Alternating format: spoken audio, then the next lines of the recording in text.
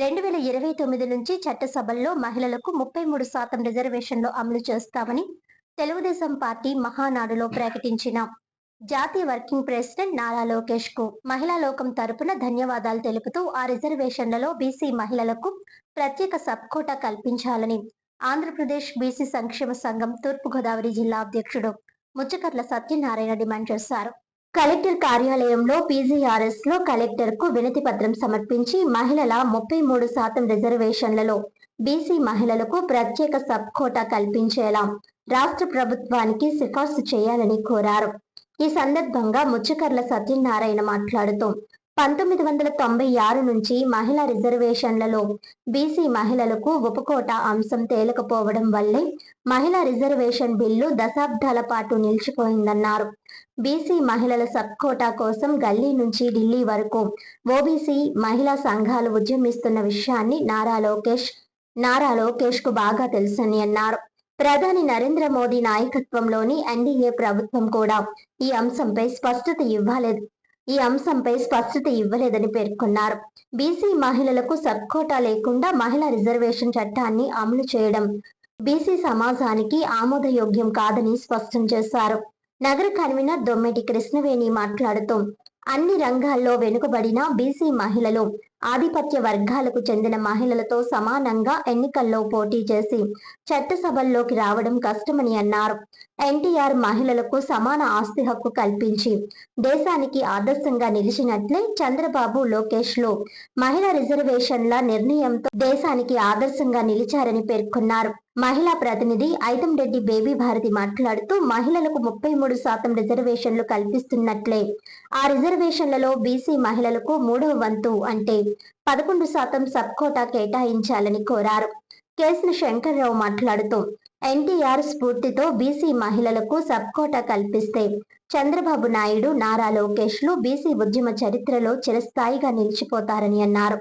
ఈ కార్యక్రమంలో జిల్లా గౌరవ అధ్యక్షుడు దొమ్మేటి సోమశంకర్, నగర మహిళా విభాగం కన్వీనర్ దొమ్మెటి కృష్ణవేణి, ఐతంరెడ్డి బేబీ, అండలూరి సత్యనారాయణ, వల్లూరి వీర వెంకట్రావు, బసనబోయిన కన్నారావు, మార్గన వసంతకుమార్, మార్గన బుజ్జి తదితరులు పాల్గొన్నారు. రాష్ట్ర అధ్యక్షుడు కేశవ శంకర్రావు గారి ఆదేశం మేరకు 28 జిల్లాల నుంచి రిప్రజెంటేషన్ ఇమ్మని చెప్పేసి మాకు ఆదేశం ఇచ్చారు. అలాగే మహిళా సబ్ కోటా గురించి 33% గురించి చేసి జిల్లా కలెక్టర్ గారికి రిప్రజెంటేషన్ ఇమ్మన్నారు.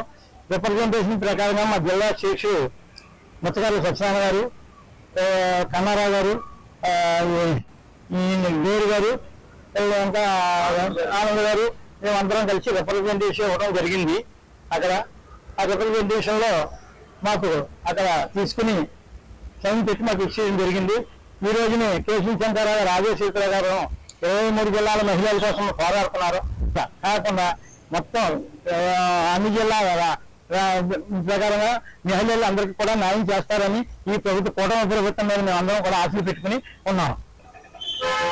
ఆంధ్రప్రదేశ్ బీసీ సంక్షేమ సంఘం రాష్ట్ర అధ్యక్షులు కేశవ శంకర్రావు ఆధ్వర్యంలో ఈవేళ 13 జిల్లాల్లోనూ కూడా ప్రతి జిల్లాలోనూ కూడా పీజీఆర్ఎస్ లో డిస్ట్రిక్ట్ కలెక్టర్కి రిప్రజెంటేషన్ ఇవ్వడం జరిగింది.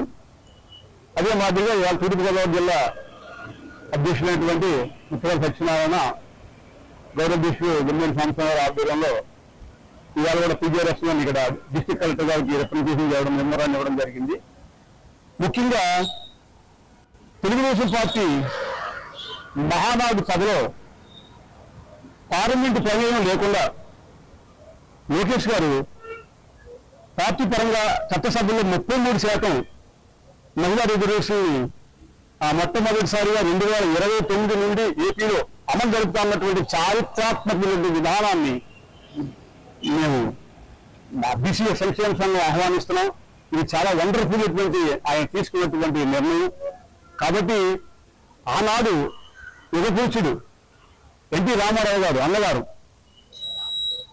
మహిళలతో పాటు ఆస్తి విషయంలో సమాన హక్కు చేయాలని చెప్పేసి ఆయన ఆనాడైతే ఈవేళ తండ్రి కొడుకులైనటువంటి చంద్రబాబు నాయుడు గారు అలాగే లోకేష్ బాబు గారు కూడా ఈ నిర్ణయం తీసుకుని అంటే యాక్చువల్ రాష్ట్రానికే కాకుండా మరి ఈవేళ బీసీ సంక్షేమ సంఘం 33 మహిళా రిజర్వేషన్కి చేసినటువంటి మరి వాళ్ళు ప్రకటించినటువంటి ప్రకటనను బట్టి మేమందరం కూడా నిజంగా చాలా హర్షం ప్రకటిస్తున్నాం.